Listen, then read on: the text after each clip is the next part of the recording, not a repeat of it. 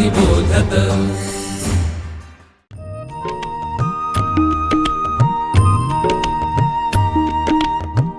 विवेकी अक्षर विवेकी लेखन सुश्राव्य वाचन श्रवणार्थ चरित्रे संस्कारी धीरवीर गाथा रम्य बालकथा अनुभवा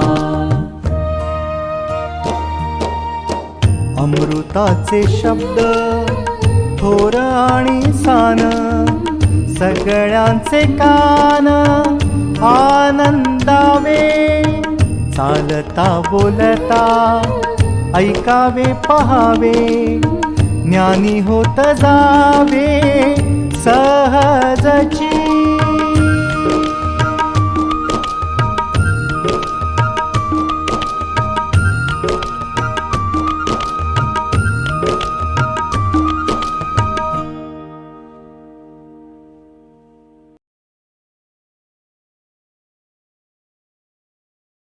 शब्द अमृताचे या आपल्या अभिवाचन उपक्रमातील आजचे 24वे पुष्प स्वामी विवेकानंदांच्या दृष्टिकोनातून महिलांचे सक्षमीकरण या पुस्तकातील उतार्याचे आहे। या पुस्तकाच्या लेखिका आहेत विवेकानंद केंद्राच्या उपाध्यक्षा डॉक्टर निवेदिता भिडे। रामकृष्ण मिशन विद्यालय कोइंबतूर येथील तरुण युवक युवतींच्या 3 दिवसीय शिबिरांमध्ये माननीय निवेदिता भिडे यांचे व्याख्यान विवेकानंद सार्धशती उत्सवानिमित्त आयोजित केले होते। त्यांच्या व्याख्यानाचा विषय होता empowerment of women in the light of Swami Vivekananda. या व्याख्यानात त्यांनी महिला सक्षमीकरणाच्या विषयी स्वामीजींचे विचार विस्ताराने कथन केले होते। व्याख्यानांना पुस्तक रूपात विवेकानंद केंद्र मराठी प्रकाशन विभागाने प्रकाशित केले। आपल्या भारतीय संस्कृतीत स्त्रीला जगतजननीचे रूप मानले जाते। ती शक्ती आहे, ती सचेतन आहे, तिनेच स्वतःला व स्वतःतील शक्तीला व्यवस्थितपणे हाताळण्याची आवश्यकता आहे। या शक्तीचा आदर करून ती खुलवण्याची जबाबदारी पुरुषांची आहे। स्वामी विवेकानंद म्हणतात, भारतीय स्त्रिया सक्षम आहेत जर स्त्रियांसाठी बुद्धिमत्तेच्या क्षेत्राची कवाडे उघडून देण्यात आली, शिक्षणाची संधी त्यांना देण्यात आली तर संपूर्ण जगात भारतीय स्त्री ही आदर्श नारी बनेल। स्त्री कधी चांगली किंवा वाईट नसते, ती शक्ती असते। तिने शुभ गुणांची अभिव्यक्ती करावी आणि पुरुषांनी तिच्यात जननीच बघावी।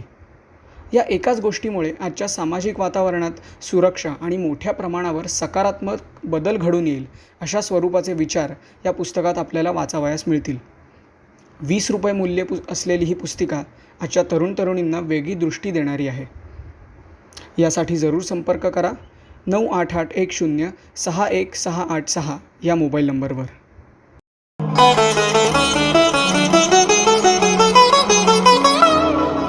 नमस्कार, मी पूनम कानडे।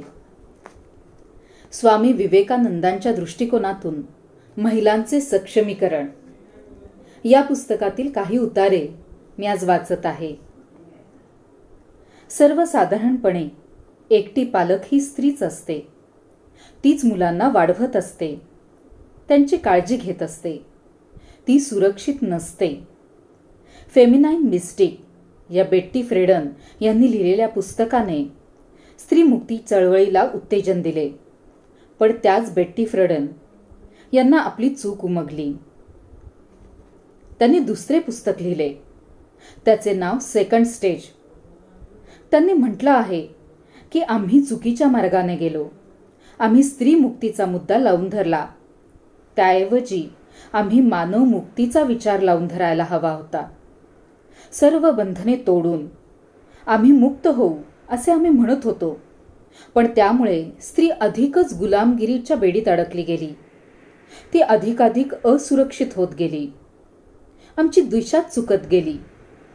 आनंद आणि मुक्तता या दोन्ही गोष्टी तोडून झुगारून देऊन साध्य करता येतात। दुर्दैवाने आता ही गोष्ट बाटलीतून बाहेर आलेल्या राक्षसासारखी झाली आहे। त्या राक्षसाला पुन्हा कसे बाटलीत भरावयाचे हा यक्ष प्रश्न आहे। ते आता शक्य नाही। या साऱ्या देशातील स्त्रिया याचे परिणाम भोगत आहे।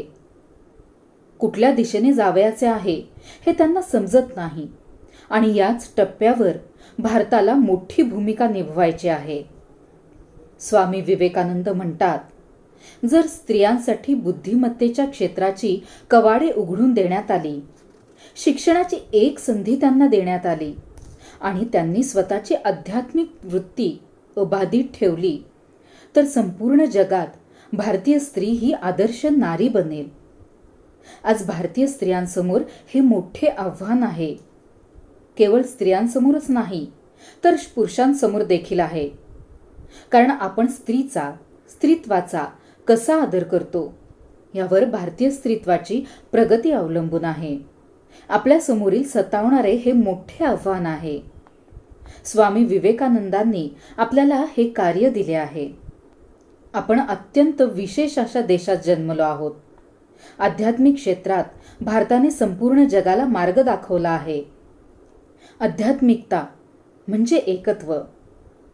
आपण हे आयुष्य एकमेकांशी जोडले असताना, एकमेकांवर अवलंबून असताना कसे जगतो, आपले अंतरंग कसे जाणून घेतो आणि आपण आपले आयुष्य विस्तारित अस्तित्वाच्या म्हणजे कुटुंब, आपला समाज, आपला देश आणि या चराचराच्या सेवेत कसा घालवतो, यात सारे सामावले आहे.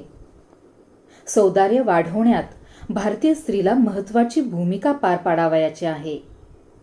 ती शक्ती आहे. श्री रामकृष्ण परमहंस सांगतात की शक्ती ही 2 प्रकारची असते, विद्याशक्ती आणि अविद्याशक्ती. जी शक्ती जोडते, जी शक्ती संगोपन करते, जी शक्ती विधायक कृती करते, ती विद्याशक्ती. आणि जी शक्ती संहार करते, जी नाश करते, ती अविद्याशक्ती. स्त्री ही सचेतन शक्ती असल्याने विद्याशक्ती बनायची की अविद्याशक्ती हे तिनेच ठरवायला हवे. भगवद्गीतेच्या 10व्या अध्यायात या चराचरात सर्वत्र देवत्वाचा आविष्कार कसा झाला आहे ते भगवान श्रीकृष्णांनी वर्णन केले आहे. ते सांगतात, नद्यांमध्ये गंगेत, पर्वतांमध्ये हिमालयात, वृक्षांमध्ये अश्वत्थ वृक्षात दैवी आविष्कार झाला आहे. एका पाठोपाठ एक ते उदाहरण देतात. मग ते सांगतात, योद्ध्यांमध्ये प्रभू रामचंद्र हा आदर्श आविष्कार आहे. पुरुषांमध्ये राजा शक्तिमान असतो, त्याला सर्व अधिकार असतात. पण स्त्रियांचे काय?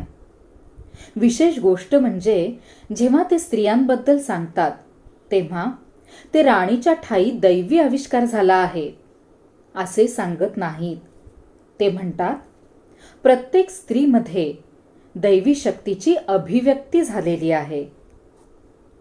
कीर्ती ही स्त्रीवाक्च, नारीणाम स्मृतिर्मेधा, धृतीही क्षमा. प्रत्येक स्त्रीमध्ये 7 दैवी गुणांमधून सर्वाधिक आविष्कार घडू शकतो. कीर्ती, स्त्री, वाक, स्मृती, मेधा, धृती आणि क्षमा.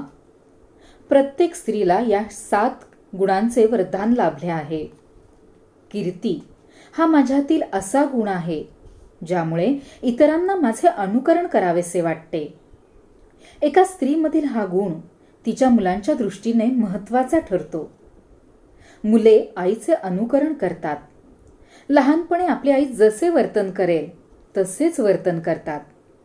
तुम्हाला आश्चर्य वाटेल, पण वयाच्या 6व्या वर्षापर्यंत तुमचे 75% व्यक्तिमत्व निश्चित होत असते आणि 6व्या वर्षापर्यंतच सगळ्यात जास्त आपण आईकडून शिकत असतो.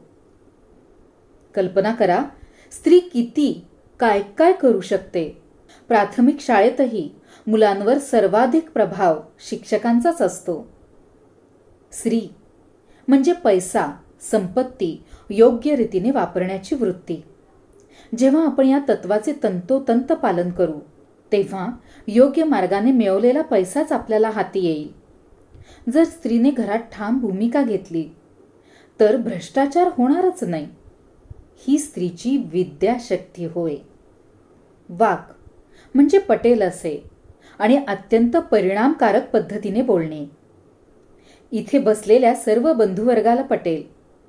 जर त्यांना त्यांच्या वडिलांना एखादी गोष्ट पटवून सांगायची असेल तर ते थेट त्यांच्याकडे जात नाहीत. मग ते काय करतात? ते त्यांच्या बहिणीला किंवा आईला त्यांचे म्हणणे वडिलांपर्यंत पोचवायला सांगतात. याचे कारण म्हणजे त्यांच्या बहिणीजवळ किंवा आईजवळ एखादी गोष्ट समजून सांगण्याची किंवा पटवून देण्याची हातोटी असते. सावित्रीची गोष्ट तुम्हा सगळ्यांना ठाऊकच आहे. तिने तर थेट मृत्यूदेव यमधर्माला आपले म्हणणे पटवून दिले. त्यांच्याबरोबर चालत असताना केवळ त्यांच्याशी बोलता बोलताच तिने आपल्या पतीचे प्राण परत मिळवले. स्मृती, स्मरणशक्ती स्त्रियांकडे अधिक चांगली असते आणि म्हणूनच आजकाल 10वी-12वीच्या परीक्षेत मुलांपेक्षा मुली अधिक चांगले गुण मिळवताना दिसतात. यात आश्चर्य नाहीच. तुम्हाला याचे कारण माहिती आहे? कारण आपली परीक्षा पद्धती ही स्मरणावर आधारलेली आहे आणि मुली जास्त प्रामाणिक असतात.